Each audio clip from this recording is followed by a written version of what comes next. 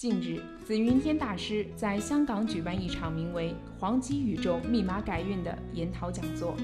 紫云天大師在70年代出生，天一新高照的他，為了更專注在玄學研究上，回歸香港職業，自始立志發乾坤之妙用，以輸書秘法救助世人。